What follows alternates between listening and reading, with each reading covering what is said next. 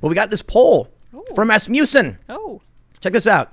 So I'm sure for those that are just tuning in, just for those that don't have the context, you're aware that riots have been happening. Oh. Yes. We just went over how in Lancaster they had these riots. Lancaster. Lancaster? I'm told. Lancaster. Lancaster.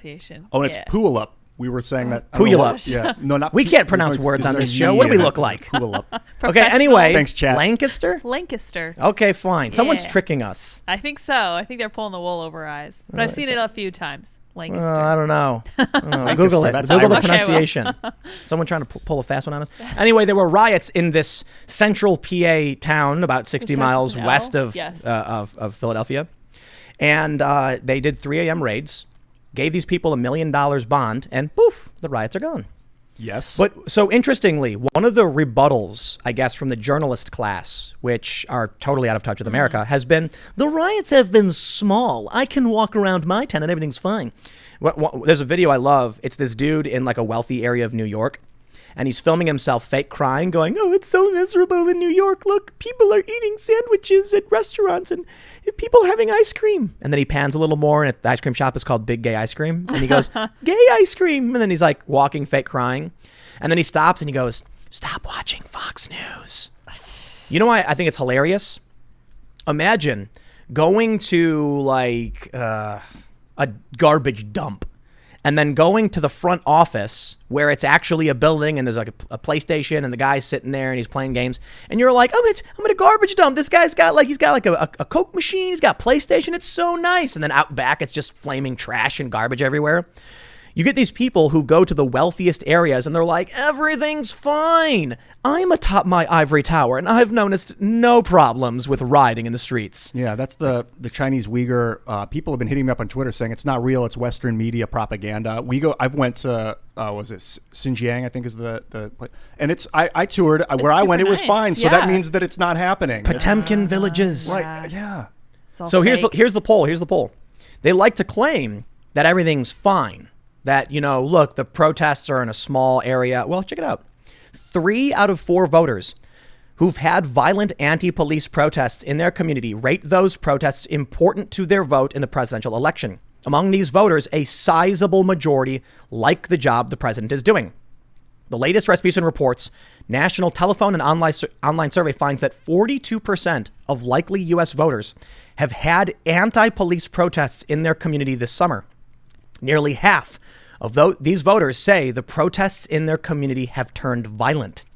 Among all voters, 65% say the violent protests are important to their vote in the presidential election this fall, with 41% who say it's very important.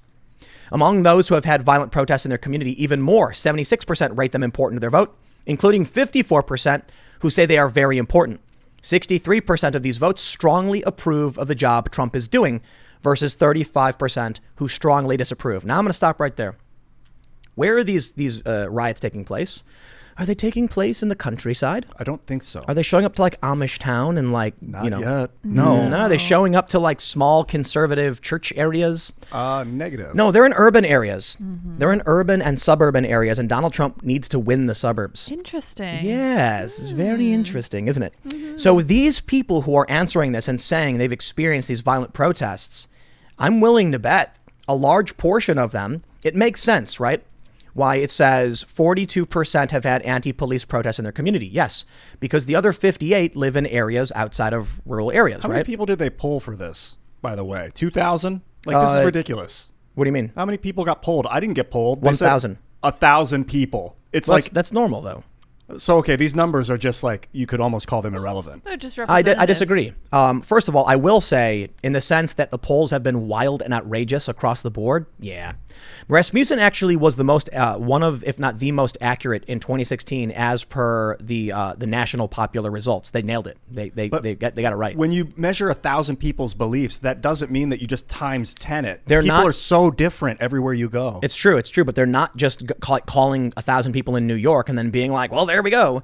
They're selecting a bunch of different areas and then grabbing a few people from each. And then they do, it's how polls work. Inductive reasoning. So, I mean, you can argue the polls are bunk. I will. And yeah. And I think it's fair, actually, because we've seen a lot of bunk polls. In fact, I was commenting on this earlier today. The Real Clear Politics average for Trump It's like +3, -17, -6, -14. And I'm like, what's with that insane swing? It's because they'll poll like 2,000 people and then 6,000 people and 1,000. It's like there's 350 million of us. If you're going to poll different methodologies, trillionth of a percent of a population, you're going to get vastly inaccurate data. I disagree. I think the polling they do, like they break it down and explain to you exactly how they did it. It was a survey of 1,000 likely U.S. voters conducted September 9th to the 10th, 2020. The margin of sampling error is +3, -3 with a 95% level of confidence, field work, blah, blah, blah. They go through all of this stuff. Like they break down their methodology for how they zoom in on one area, interview a couple people, and then zoom out and then look at other areas. So you can argue that it's definitely like a game of Sudoku, where they're like looking at all these people and then trying to fill in the gaps. But there's a margin of error. What a lot of people don't understand is that the polls in 2016 were not actually all wrong. It was the pundit class that were like, if Hillary Clinton's up 2 points, Trump will never win. And then he did, and he lost the popular vote. And Rasmussen got it right. Rasmussen said she was going to win +2. Hillary Clinton +2. So, look, you can argue that the polls are wrong. Or very small. But sure. But I think this makes sense. And we'll extrapolate from there. So first, 42% of likely voters have had anti-police protests in their community. I think that makes sense. Yeah, that sounds accurate. Because you got to realize a lot of people are in densely packed urban centers. So you get 10 protesters marching through the street and 10,000 people are going to be like, whoa, we got protests on the street. And then you've got 58%, which are suburban and rural, who probably would never see these. However, a lot of the rural people are watching the news and going like, man, that's crazy. Sending the cops, arrest these people. But the fact that, so 48% said they turned violent. So that's like just shy half of those who saw a violent protest. Holy cow. That's intense. Again, assuming the polls are accurate. Among all voters, 65% say it's important to their vote in the election. I have to imagine these people are probably suburban voters. I think if you take like a New York liberal progressive, they're going to watch the riots and go, woohoo, yay. And they're going to lie about it. And they're going to vote Biden because they hate Trump and it's tribalist. But you take suburban voters who don't care. Like actually a good example is this. The New York Times went to Kenosha and they interviewed some guy who was like, I don't know anything about politics and I don't care, but man, these riots, wow, that's so messed up. Now this person's going to be going to the voting booth being like, I don't know, man, we need Trump to come in and just arrest these people. Right. You don't change your chief of your chief of command during a conflict. That's kind of, part and parcel for United States government, just government in general. You don't rarely change your commander in chief when you're in a war. And if people see this as a domestic war, they're not going to want to change their commander. I mean, that's true. But imagine this. Let's say a Trump Biden debate. Perhaps on Joe Rogan, #JoeMustShow. Yes. And, Joe's like, yo, like we're watching videos of these riots, man. This is crazy. And then Joe Biden's going to be like, I condemn the riots. I called out the violence. And then Trump's going to be like, excuse me, you never said Black Lives Matter or Antifa. Excuse me, your campaign. No, Joe, your campaign bailed these people out. That's true. Dude, Trump's on the pulse. He's been following this stuff like a search dog. Dude, Trump is the internet's candidate. Yeah. He's online. His staff are online. They're plugged into what people are talking about. The problem is the online left is totally insane. I know. They're crazy. It's so weird. Like, I love Rachel Maddow. I used to really like her and appreciate what she does, but she just kind of went nuts with the Russiagate stuff in 2016. Yeah. And I was so disappointed. And like, where are you taking these millions of people, Rachel? Mm-hmm. Why? Look at the broad scale. And they banned Alex Jones. And they banned him.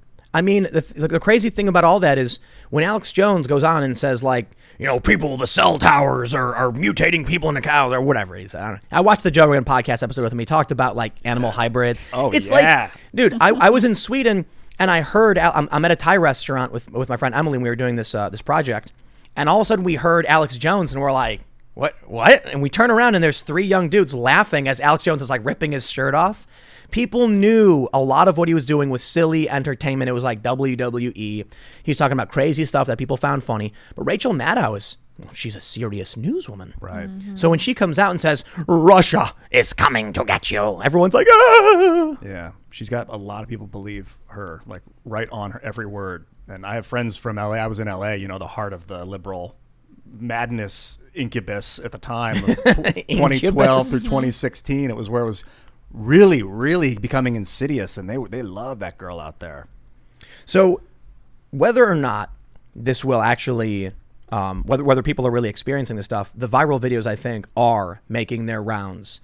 So some people may not have actually seen a violent protest or riot. I'm sure they've seen the videos of it, though. I got a question maybe you guys can help me with. Yeah. I'm wondering if I'm suffering from ivory tower syndrome, because when I look at this stuff, I'm like, good, arrest those people, throw them in jail, don't let them out. Good. I want this to stop, arrest them all. And it's like, is that really the answer? Or am I just, I'm not suffering right now. So I have no desire to go out and throw my body into risk. And am I... What suffering are these people undertaking? Yeah, well, they're getting in front of rubber bullets. They're taking a risk with their wait. So you wait, like, if you go out to protest and you want to wave a little sign that says something like, I don't know, lower the cost of eggs, bread, and milk. Well, you know what I realized at Occupy Wall Street? Going out there is not the way to protest. You use the internet. If you want to protest, make internet videos. You will change hundreds of millions of people. Yeah. Like we're doing right now. Ooh. Hashtag Joe Must Show, Joe Biden, Donald Trump, Joe Rogan podcast. This is going to get so many, whatever. I hope it happens. Anyway, look, if you go out and you wave a little sign saying the cost of milk is too damn high, and slam the table, and then you're sitting there chanting, and then all of a sudden some dude lobs a Molotov, and you're like, that's crazy. I'm going to stay here with this man. Okay, well then you're going to get hit with a rubber bullet, man. Yeah. Like, the cops aren't going to be like, which one was it? They're going to be like, the crowd's throwing explosives and incendiary devices. I guess my question is there value to what they're doing? I've never read this book, by the way. Is there value and I'm just missing it because I'm in like the ivory tower right now? Well, it depends on your definition of value. Value in the sense of, like, regardless of the intent, is there a positive? Is there something that will help?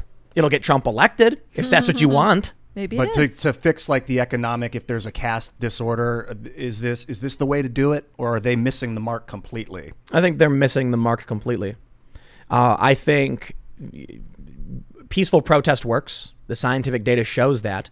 And if they took all of their energy and just laid down in the street, then that works. It does. It's a nuisance. A lot of people get annoyed by it. They get really angry, but it does work.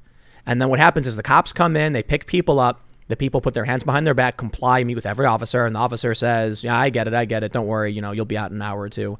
They get a slap on the wrist charge. The court says, congratulations, you got your mark of honor with the arrest. Have a nice day. And then the news reports, Broadway and, whatever street was shut down because people blocked the intersection, and you get press attention for it. I think civil disobedience is the line. You are breaking the law, but we all kind of go, okay, we get it. And it's to get the attention of the lawmakers so that they change the law. So then the lawmakers, seeing there's popular action here, they see peaceful protest and they think this is good for me. So then they go on TV and said, all of those people, they came out here and they expressed themselves and they did it right. They did it peacefully. We got to stand up for that. So I am announcing a change. We will lower the cost of milk, bread, and eggs. Well, and everyone cheers. And it does work. And riots don't.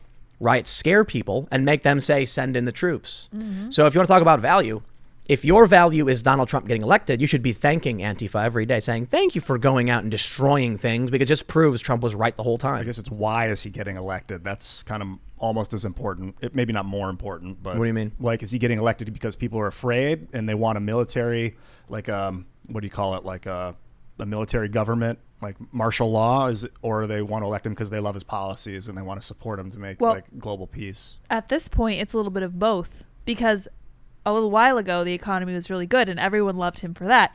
And now the entire country is up in arms because, racial unrest and all this stuff that's been going on that's been so heavily emphasized by the media and our politicians. So now we have both peace when Trump is in power and chaos when it looks like the left is going to get power. So who do you think is going to end up with the power if the voters are watching this and they're like, What kind of... I'm going to start with you, Lydia. What kind of person are you? If someone said to me, if someone said to you, if you vote for me, the violence will stop, But if you vote for Trump, the violence will continue. Make the right choice. Who'd you vote for? Make the right choice. Would huh? you vote for the person? You're gonna tell me what choice to make? I don't know. I didn't say what the right choice was. I said make the right choice. Yeah, I will make the right choice. Thank So you. you would so same question. If someone said, if you vote for me, the violence stops, but if you vote for him, the violence will get worse. Well, a couple things. Define violence, and how will you stop it? Are you going to level everything with a big explosion that makes it nice, calm, and peaceful, and end the violence that way? Because I don't want that. Or are you going to allow? No. Joe Biden didn't say he was going to make the violence at all. This war game they put out from the Democrat war game and the Never Trumper war game said, unless Joe Biden landslides, there will be widespread violence. Yeah, it's like a fear tactic. It's nonsense. Also, Yes. you can't decide that ahead of time. Oh, Here's the they best can. part. You ready for this? Yeah. Both Trump and Biden have said that. Really? Yes. my gosh. Interesting. Donald Trump has put out the in Joe Biden's America, don't let the Democrats take over. Oh yeah. I've And seen and that. Joe Biden and the Democrats have said it's currently Trump's America and there will be violence unless Joe Biden wins. So what about Weinstein's Unity? Unity platform? It's just a third-party platform, man. It's too soon to the election, I think, for it to get real traction. Yes. But we need somebody that doesn't act like that, like Tulsi Gabbard. Well, here's that's not it. That's not it. I hear what you're saying, but I actually think Trump is right. How so? When Trump comes out and says that, actually, I think they both might be right. Well, no. Trump says that if Joe Biden gets elected, this is, you'll get more of this because he's weak on all these policies. And I think it's a fair point. Antifa is taking advantage of him. So perhaps Trump is wrong in the sense that you'll see widespread violence. What you'll see is successful militant far leftists because Joe Biden negotiates with them and gives them what they want. You get Biden in, he's going to turn around and say, do your thing. And they're going to be like, here are the things we want. He's going to say, I'll give you half of it. So he's negotiating right now. And he's off. He did like the Bernie Sanders pact or whatever, where it's not far left enough for the far left, but it's too far left for moderates. So if Joe Biden wins, the rioters probably will still be doing their thing, but he's going to give them what they want. So yeah, you'll have violent lunatics going around, but they'll just get whatever they want. If Biden loses, the violent lunatics will start screeching because they're not going to get what they want. So they start smashing things. I think either way, we're in for some. Either way, you're still going to have violent lunatics out there in that mindset. And that's why I think Trump is right. So it's not. I don't think it's the figurehead that's the problem. It's definitely the class system. Look at what's going on with Trump's plans already, deputizing Oregon State Police. I am the kind of person who says, listen, you have a choice. Joe Biden says, I'm going to give them what they want to placate them. Trump says, I will send in the police and I will have them arrested. Arrest them all. No, I'm erring on the arrest side right now. now. You're not going to threaten me into voting for the other side. So when Trump comes out and he says in his ads, like, in Biden's America, this will happen. And the left is like, well, it's currently Trump's America and it's already happening. And I'm like, yes, emboldened by the far left and by Democrat politicians at local levels who won't enforce their laws, the DA specifically, Donald Trump has taken action to actually stop a lot of this. Some of it's worked, but I don't care. Even if Donald Trump isn't doing enough, you think Joe Biden would do more? No, I don't think so. No, so it would be Kamala Harris pulling the strings, and I don't like her military tactics. If I have the choice between the guy threatening me, or I'm sorry, if I have a choice between Joe Biden saying, I'm going to give in to a lot of the far left demands so that it all stops, and the other guy saying, I'll make them shut up by sending in cops and arresting them, I'll say, go arrest them. I'm not going to negotiate with these people. Yeah, that's a slippery slope to negotiate with terrorists. Exactly. And what do you think these people are doing to get what they want? Yeah. So that's the issue. In Joe Biden's America, I think Trump, look, they're both to an extent being like, ooh, violence if you vote for the other guy. And I guess you can't distill this properly in a short ad. In Joe Biden's America, you will have the morality police. You'll have the people knocking on your door saying, that rap music is cultural appropriation. I'm being a little hyperbolic. I'm exaggerating quite a bit, but we're getting to that point where the CDC already has, 1,200 people, wanting racism to be declared a national health crisis or whatever. We've seen like 40 cities declare racism a health crisis. State of Colorado. Colorado, the whole state did it. Yeah. Yeah, I don't want to live in a place like that. Yeah. That doesn't make sense. What does that mean? What do you do to stop that? I have no idea. Races, like we've already made institutional racism illegal in 1964. It's like we did it, we stamped it, we're done. Now there's a lot of other issues that we can start fixing, remnants of historical racism and things like that. I'm all for that. I'm a bit of a lefty in that regard. What they're doing is not. They're creating more segregation. I mean, I'll tell you right now. So we see a lot of segregation happening. You saw the University of Michigan Dearborn thing. Yeah, dude. Where they were like non-POC only virtual event or something. Freakish. And then they like rescinded on that. Well, they apologized for their terminology. But they're still doing... I don't know. I think they're still doing it. They just said, we're sorry about the terminology. And it's a non-POC place, but POCs can come. Like, that's just weird to call someone a person of color. Like, come on. Don't put someone in a category like that. You got California repealing the civil rights law. You got things like that. You got the town of Freedom in Georgia where a bunch of black people are like, it's not necessarily a black only, but white people can apply. That's what you will get more of under Joe Biden. What people don't realize is that Trump only just we're coming on the end of his first term and he just banned critical race theory. He's spoken out against these things and his base is demanding he does more and he likely will. And he's not a fascist. That's ridiculous. I like it. And I've seen he made a comment on Fox and Friends about how he wanted to assassinate Assad. And that is horrifying. Yeah, I don't like that. Who said that? Trump did. Oh my gosh. In 2018 and Mattis stopped him and I'm like, but I think Trump made a lot of mistakes. John Bolton, foreign policy stuff. However, we have 3 historic peace agreements. That's pretty cool. The thing is, Biden is so bad. He's such a bad choice. He was a laughable mistake in 2008, just a goof of a ridiculous Why was he even up on that stage? And Obama, for some idiotic reason, put him as his VP. I still have no idea why he did that. He was the least horrible or the least likely to say yes to everything Obama wanted. He's just a yes man. That guy is a nut. He's a lame sub-intellect liar and cheat. He's a plagiarist, and now he's going into cognitive decline. And this is what Trump's up against. So yeah, he's the worst. Absolute. So what's really interesting to me is when you talk about somebody's America, why don't you talk about the person who's been in a position of power for 47 years? That's a good point. Instead of the person who's been in power for 3.5 years. This has been Joe Biden's America. It was for 8 years, and he did nothing. It's been for 47 years. Yeah, this is Joe Biden's America. Yeah, he's been in office, and I know they both said this is going to be the world that we live in after this person's elected. But with Joe, it's like a promise that more will come. Whereas with Trump, he's like, look at what's happening right now. We're taking care of it. So I think it's different directionality from each of them. Like Joe's like promising more of the same. More or less. I think this I think this cartoon right here sums up all that you need to see. Yeah. This is from George Alexopoulos. He's gprime85 on Instagram and Twitter. And this is just excellent artwork. It is the first panel, Joe Rogan. All right, gentlemen, we hydrated, caffeinated, ready to begin our 4-hour debate. The next panel is Trump looking up, smiling with rosy eyelashes, and there's bright colors bursting behind him. Then a worried-looking, sweating Joe Rogan who looks over, and Joe Biden is sleeping. And it's like a decrepit. This is amazing art, George. This is really great stuff. I love the colors. And just like, look at Biden. Dude, that sums it up. Okay, so this does reference what we've been screeching about the whole time, Joe Rogan getting this debate between the two of them. But there's more here than just the debate. It's this image of Trump and Biden is a caricature. It's an exaggeration, but it's an exaggeration. It's emphasizing these people way more.